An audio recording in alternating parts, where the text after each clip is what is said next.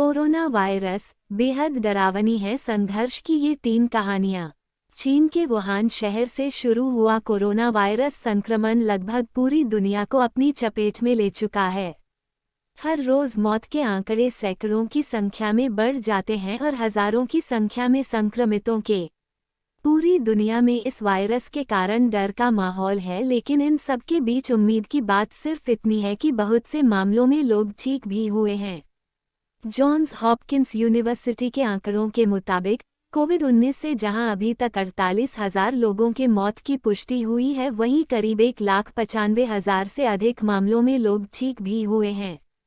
Corona virus से संक्रमित हर शख्स का एक अलग अनुभव है। कुछ में इसके बेहद सामान्य या फिर यूं कहें कि बेहद कम लक्षण नजर आए थे, तो कुछ में यह काफी गंभीर था। और कुछ तो ऐसे मामले भी सामने आए हैं जिनमें लक्षण वो थे ही नहीं जिनके बारे में स्वास्थ्य विभाग सचेत करता रहा है। लेकिन एक बार ये पता चल जाए कि आप संक्रमित हैं तो अस्पताल जाने के अलावा दूसरा कोई विकल्प नहीं बचता। हमने 3 ऐसे लोगों से बात की जिन्हें संक्रमित पाया गया और उन्हें अस्पताल में रहना पड़ा। ये तीनों मामले एक दूसरे से बिल्कुल अलग हैं, लेकिन अस्पताल जाने की इनकी वजह एक ही थी, कोविड-19। मैं अपने और अपने बच्चे की जिंदगी के लिए लड़ रही थी।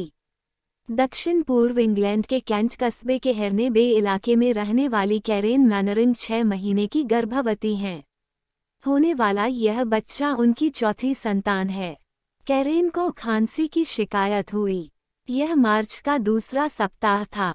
खांसी के साथ उन्हें तेज बुखार भी आ रहा था और एक दिन सब कुछ बदल गया। कैरेन बताती हैं, मैंने हेल्पलाइन पर फोन किया। मेरी सांस उखड़ रही थी। कुछ ही मिनटों में एक एम्बुलेंस मेरे घर के दरवाजे पर खड़ी थी। मैं वाकई सांस नहीं ले पा रही थी, इसलिए उन्होंने मुझे सीधे ऑक्सीजन देना शुरू कर दिया। जब वो अस्पताल पहुंची तो उन्हें कोरोना वायरस संक्रमित पाया गया। उन्हें निमोनिया की भी शिकायत थी और उसके बाद उन्हें अस्पताल के एक कमरे में अलग थलग रख दिया गया हफ्तों के लिए। वो बताती हैं, किसी को भी मेरे कमरे में आने और मुझसे मिलने की इजाज़त नहीं थी। वहाँ मुझे बहुत अकेला महसूस होता था। 2-3 दिन तक तो मैं बिस्तर से उठी तक नहीं, यहाँ तक कि टॉयलेट के लिए भी नहीं गई। जब उन्हें मेरी बेडशीट बदलनी होती थी तो मैं दूसरी करवट हो जाती थी, लेकिन मैं बिस्तर से नहीं उतरी। वो कहती हैं, मुझे सांस लेने में कई बार दिक्कत होती तो भी मुझे अटेंडेंट के पूरी तरह से तैयार होने का इंतज़ार करना पड़ता। मुझे उसी हालत में कुछ देर रहना पड़ता ताकि जो भी मुझे अटेंड करने आ रहा है वो खुद के सारे सुरक्षा आवरण पहन ले। मेरे परिवार वाले मेरे साथ लगातार फ़ोन पर बात करते रहते ताकि मैं शांत बनी रहूं। मैं बहुत डरी हुई थी।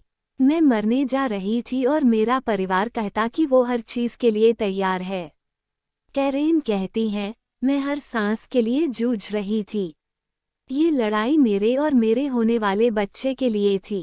कैरेन बताती है कि वो उस दिन को कभी नहीं भूल सकती जब वो अस्पताल से बाहर निकली। वो अपने चेहरे पर ताज़ी और ठंडी हवा को महसूस कर सकती थीं। वो कहती हैं, मैंने और मेरे पति गाड़ी में बैठकर घर जा रहे थे। हम दोनों ने मास्क पहन रखा था, लेकिन गाड़ी की खिड़कियां खुली थीं और वो ताज़ी हवा को महसूस कर रही थीं।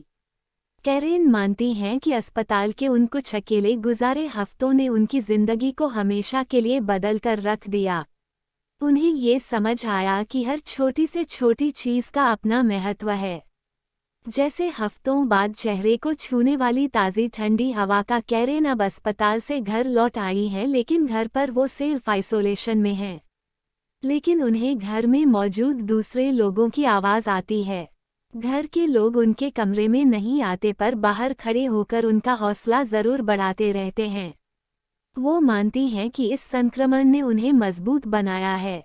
उन्हें आशंका है कि कोरोना वायरस संक्रमण उन्हें उस सैलून में हुआ जहां वो काम करती हैं, लेकिन पूरी तरह से आश्वस्त नहीं हैं। मैं सिर्फ इतना चाहती थी कि कोई मेरी मदद कर दे। जेसी को पहले दिन से पता था कि अगर उन्हें कोरोना वायरस संक्रमण हुआ तो उनके लिए खतरा किसी भी दूसरे संक्रमित शख्स से कहीं अधिक होगा। उन्हें किडनी की एक खतरनाक बीमारी है और 5 साल पहले उनकी एक किडनी रिमूव की जा चुकी है। 26 साल की जेसी को पहले खांसी आना शुरू हुई और उसके बाद उन्हें सांस लेने में परेशानी होने लगी। ये दोनों लक्षण सामने आने के बाद उनकी चिंता बढ़ी। कुछ दिन बाद तो उनका चलना फिरना भी बंद हो गया। उन्हें चलने में दिक्कत पेश आने लगी थी। वो बताती हैं, मेरी पसलियों, पीठ और पेट के पास बहुत दर्द था। मुझे ऐसा लगता था कि किसी ने मुझे बहुत मारा है। ब्रिटेन में लॉकडाउन की घोषणा हो चुकी थी, लेकिन जेसी की तकलीफ बढ़ती ही जा रही थी। उनके मंगेतर उन्हें अस्पताल लेकर गए, जहां उनके पहुंचते ही उन्हें अलग एक किनारे कर दिया गया। यह सुरक्षा कारणों और एहतियात बरतते हुए किया गया था। जेसी बताती हैं, मुझे अकेले में बहुत डर लग रहा था, लेकिन मैं एक ऐसी स्थिति में थी जहां मैं सिर्फ इतना चाहती थी कि कोई मेरी मदद कर दे। मुझे हरे रंग का एक मास्क दिया गया। इसके बाद मुझे उस सेक्शन में ले जाया गया जहां कोविड-19 के दूसरे मरीजों को रखा गया था, लेकिन यहाँ हर एक बेड के बीच एक दीवार थी। वो बताती हैं, मेरा कोविड-19 का टेस्ट नहीं किया गया। मेरे डॉक्टर ने मुझे बताया कि वो हर किसी का स्वैब टेस्ट नहीं कर सकते, लेकिन यह मानना सुरक्षित रहेगा कि मुझे कोविड-19 है। मेरी छाती में तेज जलन हो रही थी। जेसी को इससे पहले कभी भी सांस लेने में दिक्कत का सामना नहीं करना पड़ा था। वो कहती हैं, अगर आपको सही से सांस नहीं आ रही हो तो आप अंदर से डर जाते हैं। जेसी को अस्पताल में गए 6 घंटे हो चुके थे। उनके मंगेतर कार में ही बैठकर उनका इंतजार कर रहे थे, लेकिन उन्हें अंदर क्या कुछ चल रहा है इस बारे में कुछ पता नहीं था। बहुत से लोगों को लग रहा था कि जेसी को यह वायरस उन्हीं से मिला है क्योंकि वो एक कारीगर हैं। 5 दिन बाद जेसी को अस्पताल से छुट्टी मिली, लेकिन चलने में उन्हें अभी भी परेशानी हो रही थी। लौटने के बाद वो 18-18 घंटे सोती रहीं। कई बार उन्हें खांसी भी आई, लेकिन अब वो सांस सही से ले पा रही हैं। वो कहती हैं, कुछ युवाओं को लगता था कि उन्हें इस वायरस का कोई असर नहीं होगा, लेकिन अब वो इसे गंभीरता से ले रहे हैं। हमें इस बारे में बहुत कुछ बताया गया है। ये भी बताया गया है कि इससे युवाओं को ज़्यादा डरने की ज़रूरत नहीं, लेकिन डरने की ज़रूरत है। मैं एक ऐसे बंद कमरे में था जहां सिर्फ काला घुप्पा अंधेरा था।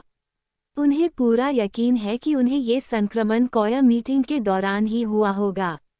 वो कहते हैं, हम सोशल डिस्टेंसिंग का पूरा पालन कर रहे थे, लेकिन उस रोज़ गुरुवार को जब कोया मीटिंग हुई तो भीड़ कुछ ज़्यादा थी। कुछ ऐसे लोग भी आए थे जिनमें फ्लू के लक्षण थे। कुछ सप्ताह पहले हुई इस मीटिंग के 10 दिन बाद स्टीवर्ट की हालत खराब होने लगी। पहले इसका असर बहुत कम मालूम पड़ रहा था, लेकिन बाद में सीढ़ी चढ़ने में असमर्थ महसूस करने लगा। ऐसे सांस लेने लगा जैसे कोई बहुत बूढ़ा आदमी लेता है। कुछ दिन बाद मुझे मूवमेंट में तकलीफ होने लगी। वायरस ने मेरे फेफड़े पर हमला किया था। उनके परिवार ने फ़ोन करके मदद मांगी, जिसके बाद स्टीवर्ट को अस्पताल में भर्ती कराया गया। वो बताते हैं कि अस्पताल पहुंचने के बाद उनके कई टेस्ट किए गए और स्वैब टेस्ट भी किया गया। डॉक्टरों को लगा कि उन्हें कोरोना वायरस संक्रमण है, जिसके बाद उन्हें ऑक्सीजन पर रखा गया। स्टीवर्ट बताते हैं कि उन्हें एक अकेले अंधेरे कमरे में रखा गया था। वो कहते हैं, मुझे लगा मेरा जीवन खत्म होने वाला है, लेकिन मैं जीना चाहता था। मैं अपने भीतर चल रही लड़ाई को महसूस कर सकता था।